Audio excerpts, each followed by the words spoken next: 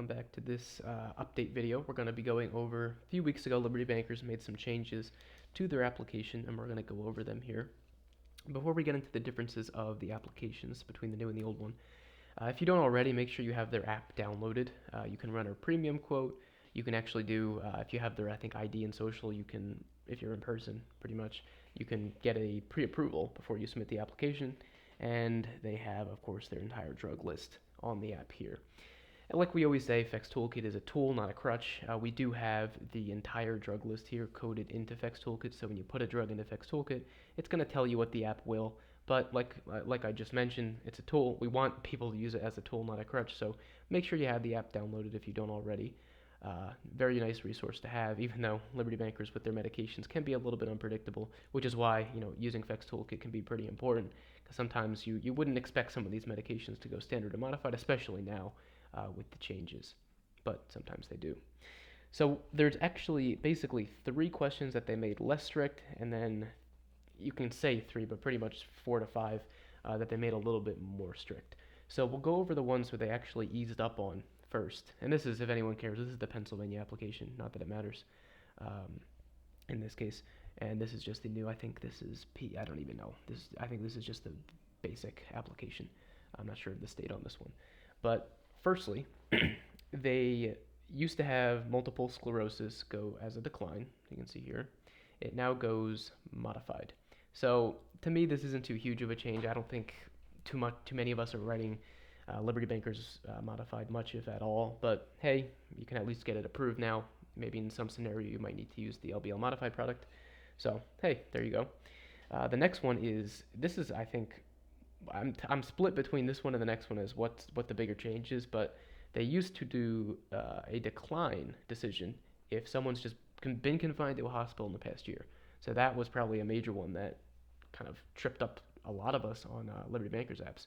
They changed that to more than 5 days total in the past year. So definitely a little bit easier, makes it a little bit more lenient on that question. Now the next one is the TIA question. So just like, I believe, to my knowledge, Royal Neighbors is the only carrier that additionally makes this distinction. They now separate TIA mini stroke from stroke itself. So you can actually, based on the reading of the application, get TIA mini stroke to go standard. So I think that's a very welcome and interesting change. Now, the one thing I will note is that when you go into the Liberty Bankers app, pretty much any medication that's listed as a use for TIA still shows modified.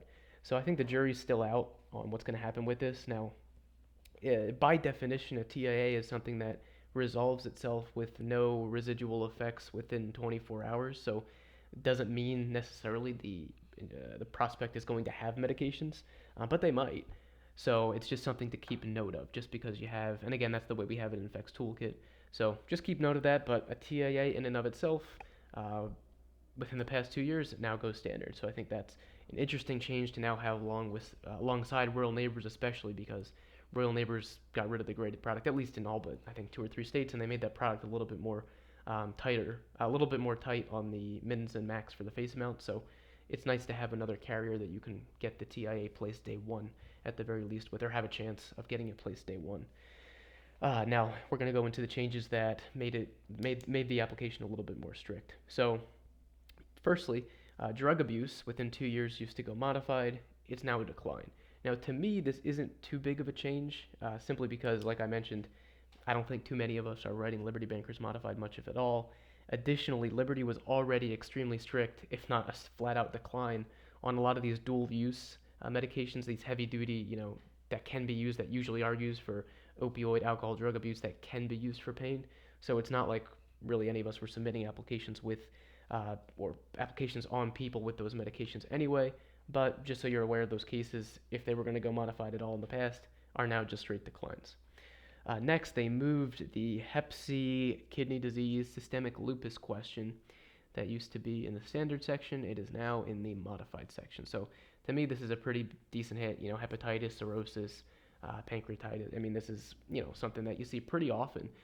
At least I do pretty often when I'm out writing policies. So that's now in the modified section. They also made Parkinson's modified now. So Parkinson's used to be a question that you could get to go standard, and now it will go standard in the section right here, and it will now go modified. So that is the summary of the changes that Liberty Bankers made a few weeks ago. Again, their app does not seem to be synced up to these new changes. Now, I'll say it does not seem to be because some of these medications, as any of us who are familiar with Liberty Bankers know, the medication doesn't always depend on the condition it's taken for. Liberty is a little bit unpredictable, pretty strict with a lot of meds, so I don't really expect too much change, but if it does, it will be, again, coded into Fex Toolkit properly. So if you have any questions about these changes or, again, anything in Fex Toolkit, you reach out to me at joe@fextoolkit.com or leave a comment on the video. Thanks.